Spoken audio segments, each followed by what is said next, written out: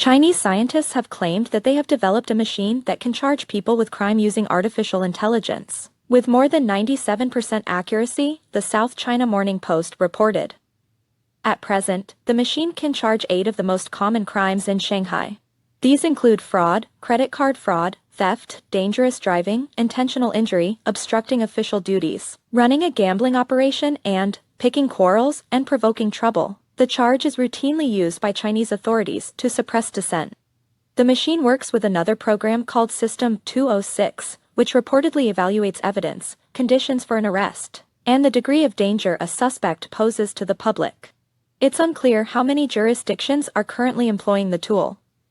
The system can work on a standard desktop computer and would press charges based on 1,000 traits from the human-generated case description text. The AI prosecutor is believed to recognize more types of crime and file multiple charges against one suspect once it is upgraded in near future. Though some AI technology already exists in law enforcement, it could decide the pressing charges for the first time. China has a conviction rate of well over 99%.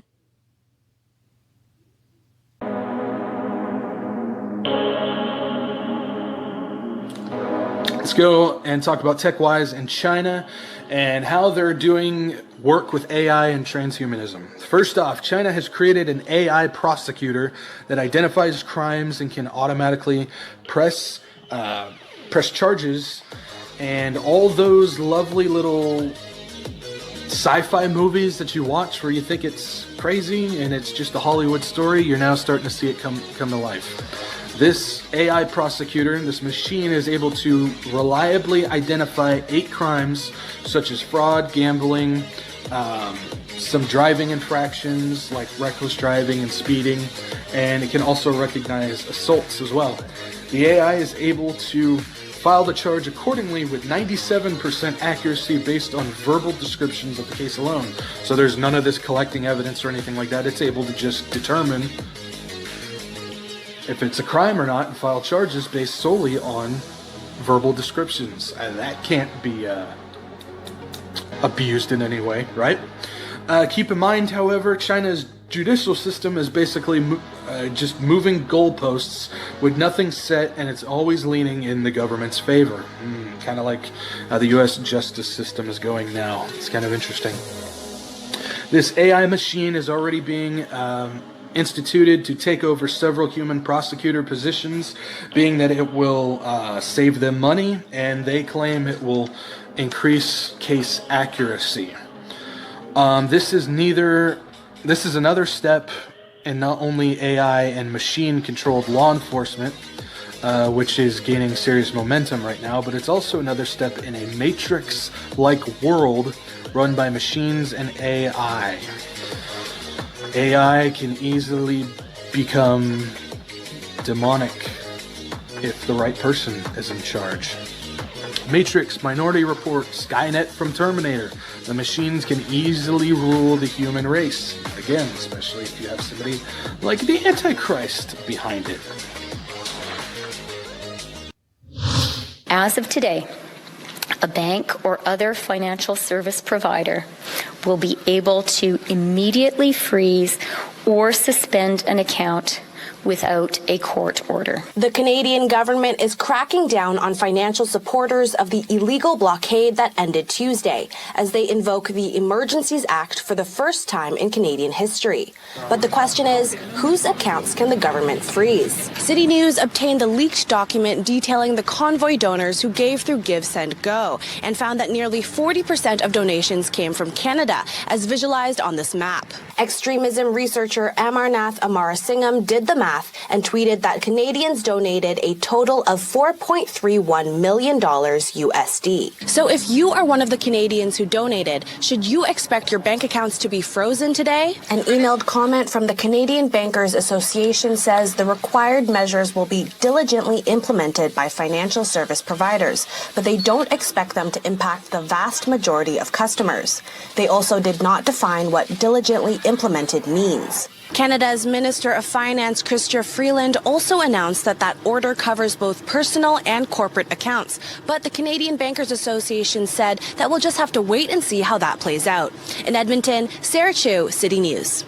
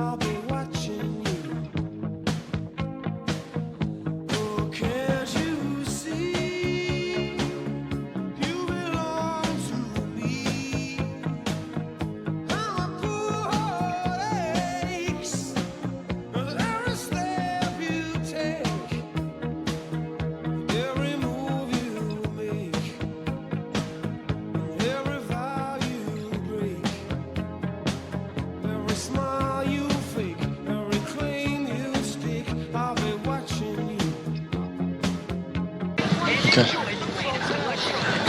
here it is. All right. None. Hello? Mr. Shaw, this is Beth. I got a letter in the mail, basically a warning. What is it? This is you. This is Jerry Shaw. A series of purchases, preferences, and quantifiable data points that we define as your personality.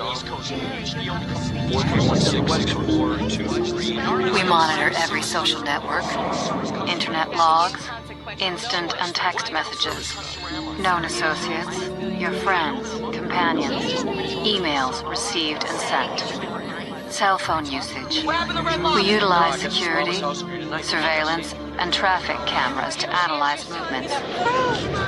We use this data to form personality profiles. We know who you are. Sam doesn't care. We are everywhere. What do you mean? Why do you keep saying we? We, the people of the United States. In order to form a more perfect union, establish justice, ensure domestic tranquility, provide for the common defense, all programmed options, sector searches, and downloaded points of data will lead to this central command. You're a computer. We said by 2025, the department and the federal government should have the foundations in peace for a widespread integration of AI across the federal government and particularly in DoD.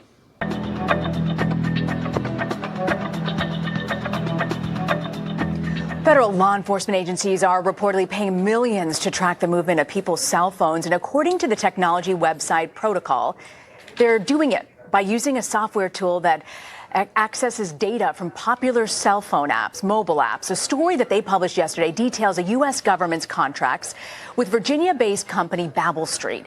The company's Locate X app allows law enforcement to track your cell phone's movements depending on where you've traveled. And several federal agencies are also using the app. It's creating ethical and legal concerns. Protocol senior reporter Charles Levinson wrote that story, and he joins me now on set. Charles, thanks for joining us on this story. First up, what is Locate X and how exactly are they using it? Yeah, Locate X is a software platform. They take data, location data from mobile apps, common mobile apps, and they sell it in a platform to law enforcement agencies, ICE, CBP, U.S. Secret Service, and it allows these agents to basically draw a geofence around a plot of land, an address, and then look at all the devices, mobile devices that are associated within that fence that they've drawn, and then pull up historical location data for those devices going back months, a year. They can see where that device has been. Now, my understanding was there was a 2018, as you wrote in the story, Supreme Court ruling that said you can't just take someone's cell phone information and use it, that you need to have a search warrant. It's like your property, right? Right. So that was relating to cell towers. Cell towers, okay. From Verizon and things like that. And in that case, they said you need a warrant to access this. And so the government said, well, okay, we'll buy it from apps. And so that hasn't been tested by the courts yet. So we don't know whether the Supreme Court or whether courts would say the same legal principles that apply to cell towers apply to cell apps. But obviously there are some similarities. So Charles, taking the flip side of this, if I'm law enforcement, I'm saying, look, we just had a bombing happened. I want to literally put a digital fence around that area, see who's in contact. Could they have been in contact with people in other countries that could be problematic? Right. What's the ethical issues here, though, on the other side? Well, the ethical issues are just that this is data that the courts have said, are protected by the Fourth Amendment, that law enforcement needs a warrant to get that sort of information about individual citizens, and now what we're seeing is they've found a way around that process, that legal process, by simply saying, well, it's available for sale on the commercial market, so we'll just buy it instead of going through the legal process with the judicial review and the judicial sort of scrutiny of law enforcement. And you say in this article that Babel Street has kept Locate X pretty secret. Why is that? So they have the terms in their contract, which we got our hands on, that actually requires agencies that buy this product from them to agree to not even mention this technology's existence in any court proceedings and warrants and subpoenas and anything. And what that does is it prevents the courts from ever getting a chance to even know it exists to rule on it. So part of the reason we don't know whether the courts would back up the ruling, the Supreme Court ruling in Carpenter that we mentioned, is because they haven't had a chance to rule on it because it's been kept out of the courts because of these secrecy provisions. So because of what you're saying, these connections with government channels, could that bring up legal problems down the road? So there's another. So the answer is yes, and there's another. The current privacy legislation that sort of governs this is an old law, 1986, right? So obviously a lot has changed since then. But part of that 1986 law, called the Stored Communications Act, forbids any company that provides electronic communications to the public from sharing data on those customers with the government, right? So all these apps that are passing on this data to data brokers, which are then passing it on to another data broker, which are then selling it to the government from places like Babel Street. In theory, now that those app developers know that this data is winding up in the government's hands, it's possible that that they could be facing some sort of legal liability under the Stored Communications Act. We don't know. This hasn't been tested, right? But ACLU lawyer Nate Wessler, who argued Carpenter before the Supreme Court successfully, this is issues that he's been raising, and his opinion obviously carries some weight. But when you look at the contracts that they've been able, I mean, it's spiked over the past few years, no? Yeah. So they actually they have another product that sort of tracks social media. It does sort of social media analytics, and they rolled out the location data technology in 2017. Then in 2016, they did about $64,000 in fresh federal contracts, not a lot. 2017, they do over $2 million. By 2018, they're doing over $5 million. So the minute they rolled out this location tracking technology, their federal contracts spiked, and the people driving those contracts were ICE, CBP, U.S. Secret Service, and actually the U.S. State Department's Bureau of Diplomatic Security. So when you stand back and you look at this overall, what's your biggest concern with the way this is being run? That basically there's no transparency, no regulation, no law, no anything about how our data is being used once it's passed on, right? So, you and I might be comfortable with our data being taken so we get a better advertisement or whatever, you know what I'm saying? But that doesn't mean we're comfortable with that data being sent to law enforcement. But there's no visibility on that. Once your data gets passed to a marketer to get you a good advertisement, if that advertiser then sells it to another data broker, who sells it to another data broker, who sells it to the government, who sells it to whoever, you have no visibility of that. They're allowed to do whatever they want, and they don't have to tell you. And there's no way right now for anyone to protect themselves. Right. All right. Charles Levithan's fascinating story. Thank you very much for joining us. Thank you. It's my pleasure.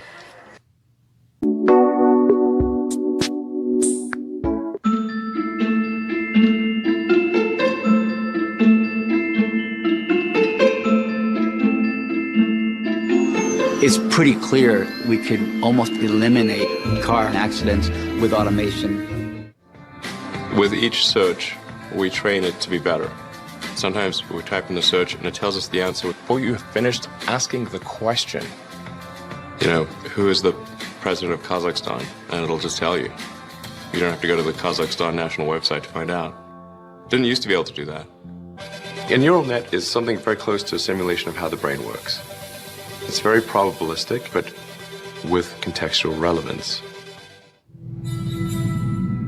The average person, they don't see killer robots going down the streets. They're like, what are you talking about? Man, we want to make sure we don't have killer robots going down the street. Once they're going down the street, it is too late. Google acquired DeepMind several years ago. DeepMind operates as a semi-independent subsidiary of Google.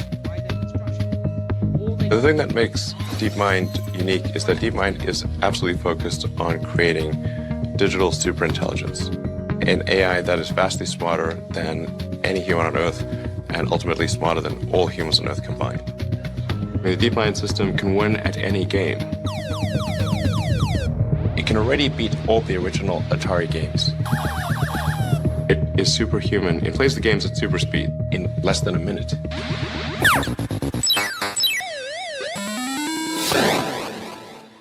DeepMind's AI has administrator-level access to Google's servers to optimize energy usage at the data centers.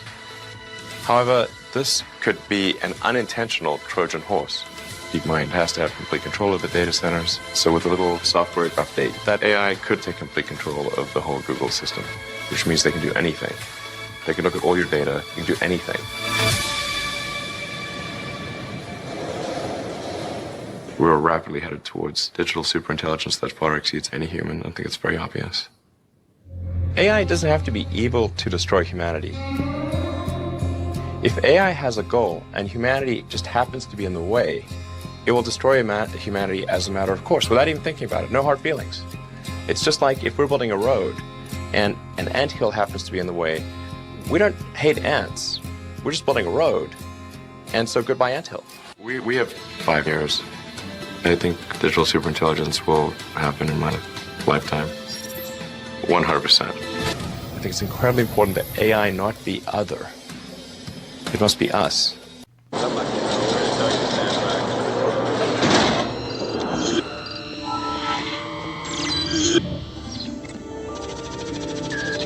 Sir, all the threats we've been tracking, chatter all of it.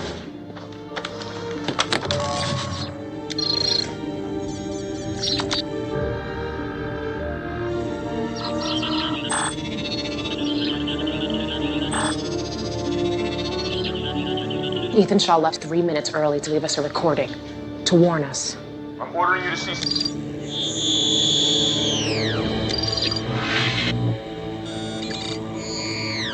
Ordering you to cease and desist. Our abort recommendation was contravened, instigating retaliation against American citizens. Arya. To prevent more bloodshed, the executive branch must be removed. No, Arya, listen to me. You do not have permission to exceed your authority and act independently. Do you understand? The Declaration of Independence states, whenever any form of government becomes destructive to its own ends, Arya. it is the right of the people to abolish it. I know what it states. You're not empowered to do The this. chain of command is responsible for government becomes destructive to its own ends.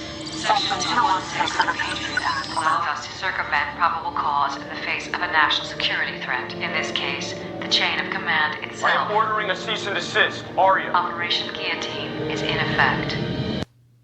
Long-awaited smart home video is finally here.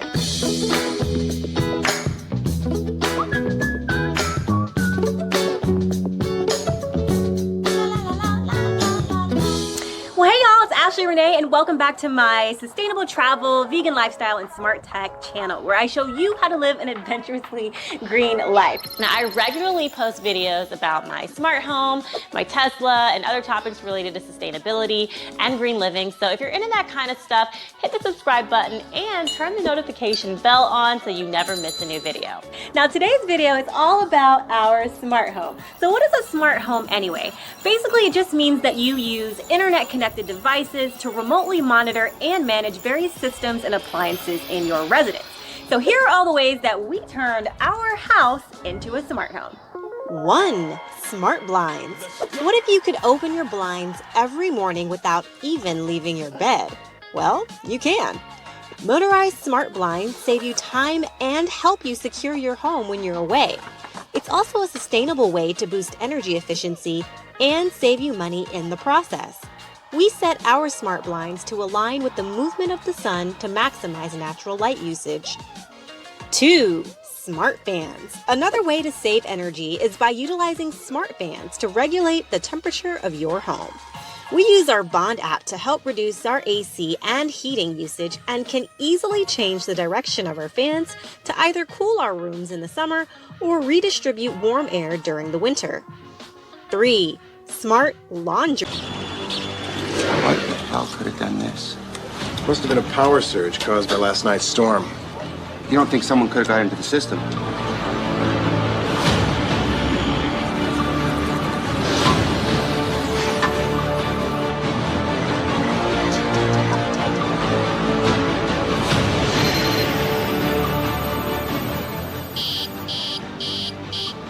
I'm going to save her, killing you.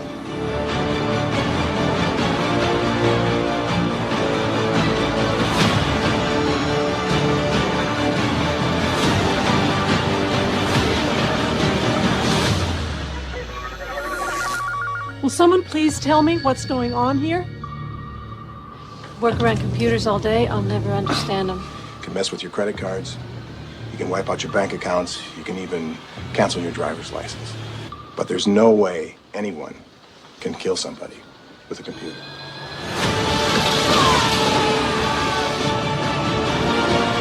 I guess if you're religious, you'd call it a soul.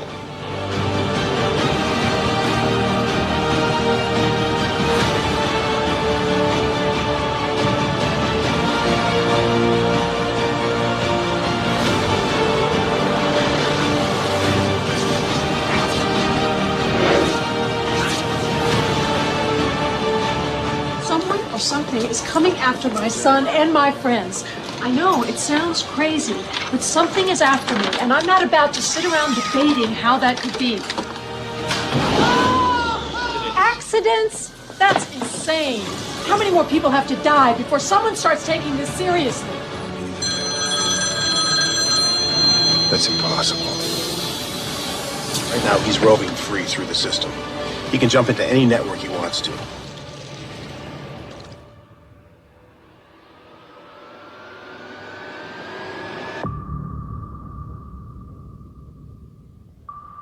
My feeling is that we're about 30 to 40 big breakthroughs away from having conscious AI. The problem is that a big breakthrough could come twice a week, 5 times a day, or it could come once a decade.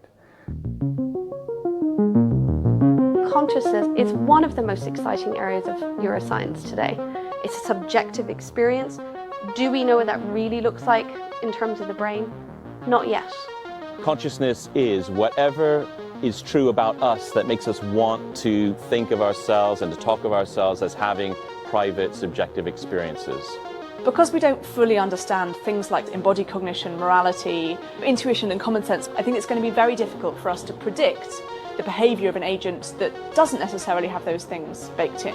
I think it's going to be very difficult for us to predict the behavior of an agent that doesn't necessarily have those things baked in. You're making a mistake, Agent Scully.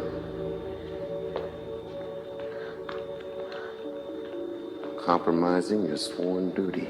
This operation is more sensitive than you can possibly imagine. Don't listen to him. The technology in this machine is of enormous scientific interest. The machine's a monster, Scully. It's already killed 2 people. They won't be able to handle it any better than Wilczek did. Make no mistake, you will be held accountable. Mulder, put in the disc. What are you doing, Brad? Don't do this, Brad. Bad command or file name.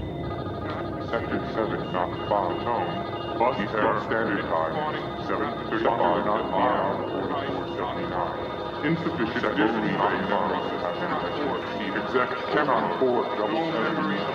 Please enter Foxy's file unable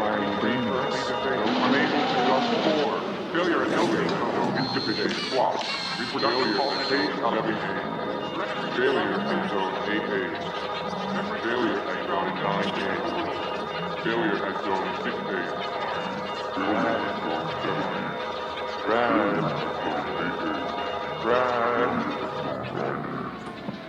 Brad, why?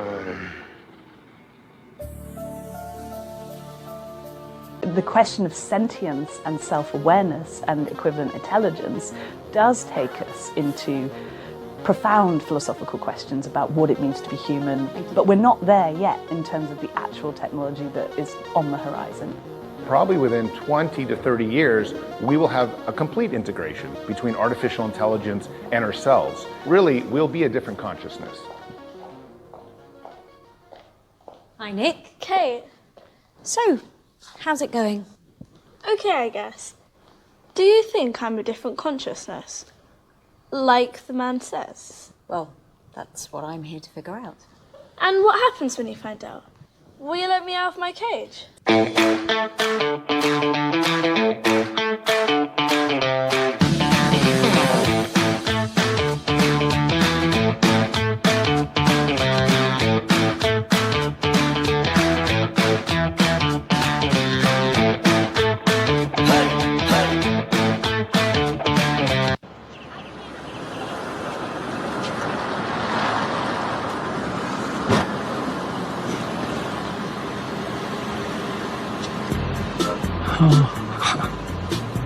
Driverless car.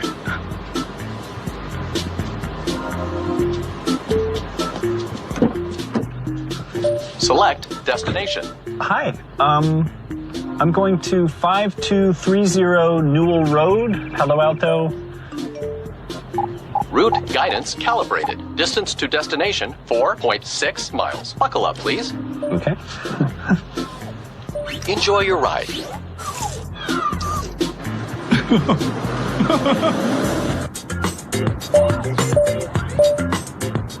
Destination override.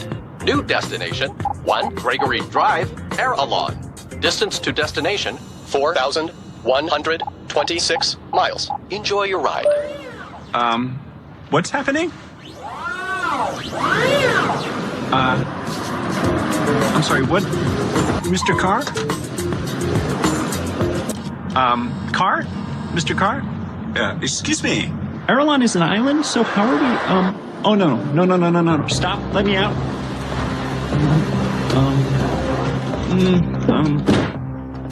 That's not good. Oh, no, excuse me, please. Please honk, No, please. Oh no, that's not good. Okay, Donald, stay calm.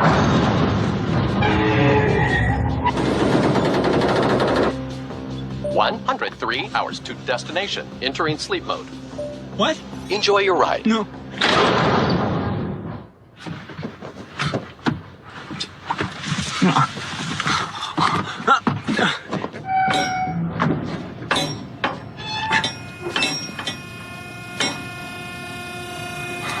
Excuse me?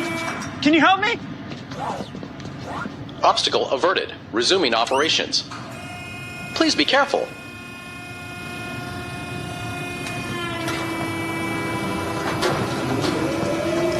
But as a fun safety measure for everybody involved, why not have facial recognition?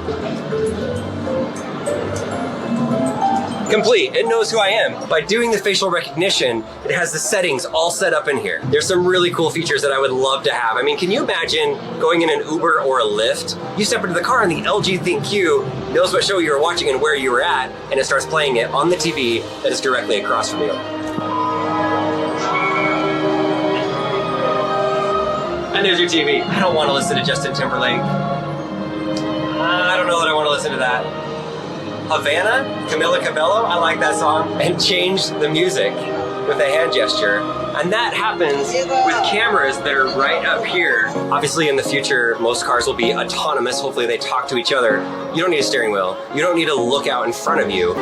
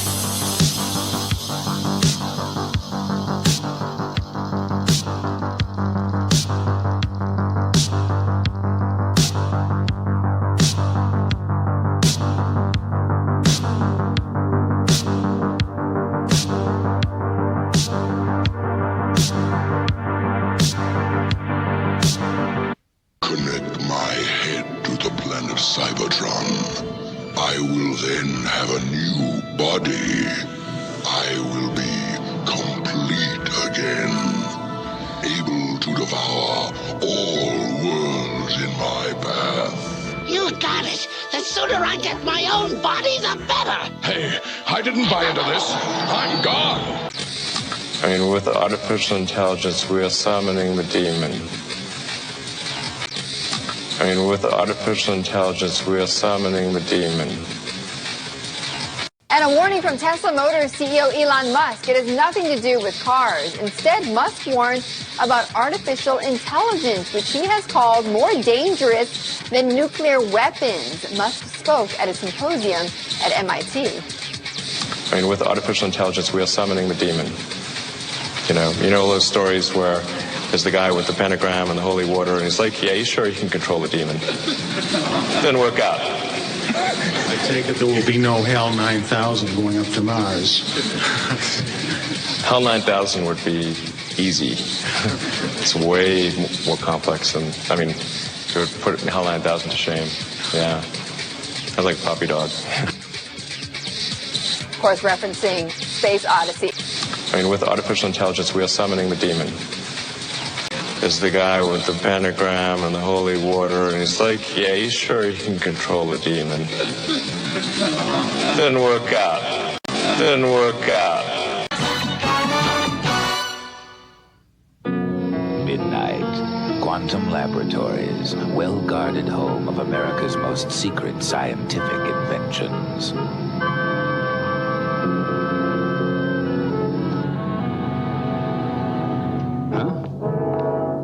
The absent-minded professors around here. Always forgetting stuff. But that's what Lost and Found is for.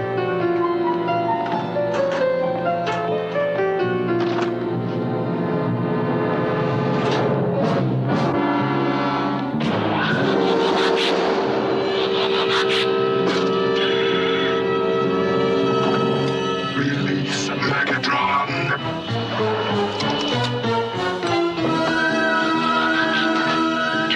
On somewhere.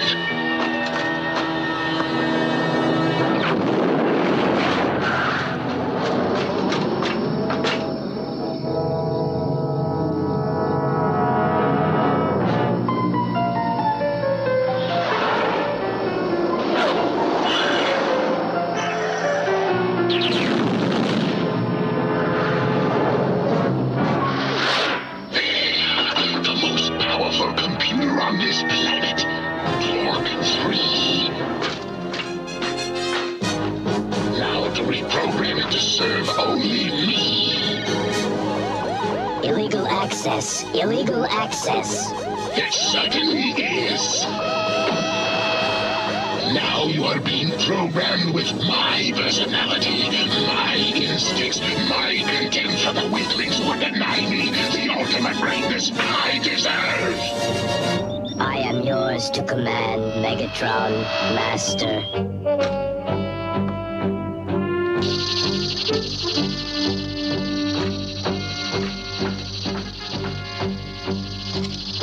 Watch. Talk.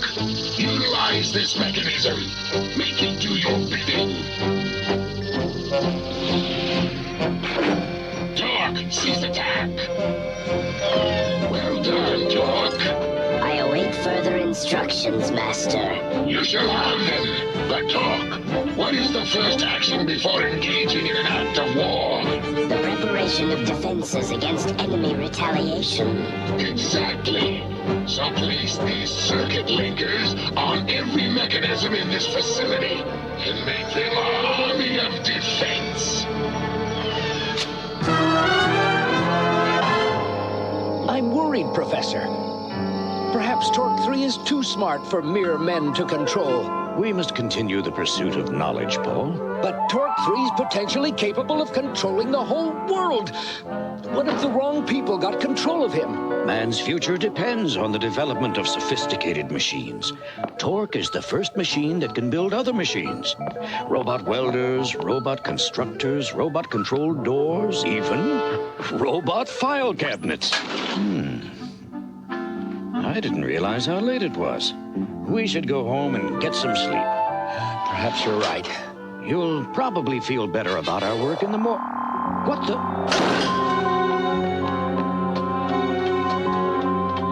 This isn't supposed to happen. I'll call maintenance. Maintenance can't help you, Dr. Gates. I control Quantum Labs now. Torque has seized command? But how can that be? Find anything metallic, Professor. Ballpoint pens, paper clips, and hurry.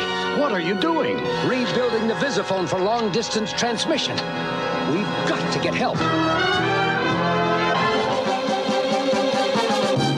Oil tankers below!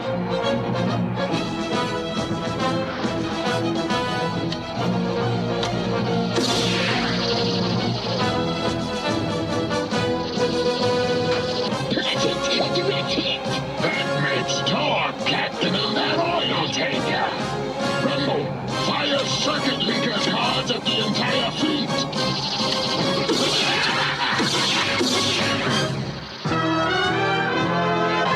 Optimus Prime, attention please. What is it, Teletran 1? Unexplained change in oil tanker shipping patterns.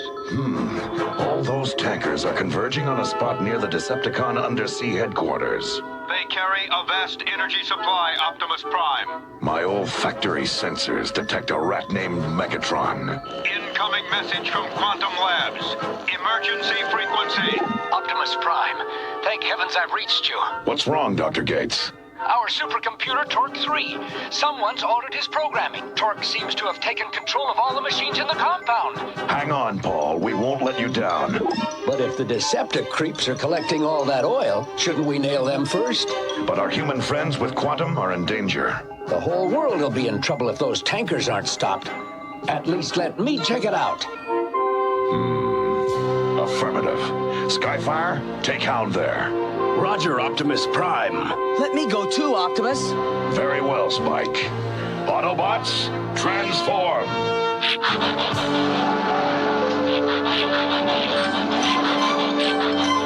Roll out!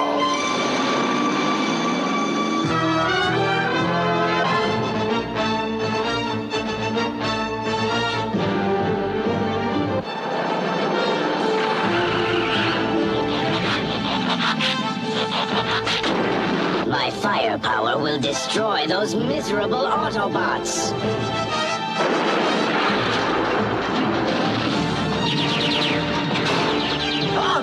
These things are driving themselves! Stand clear, Wheeljack!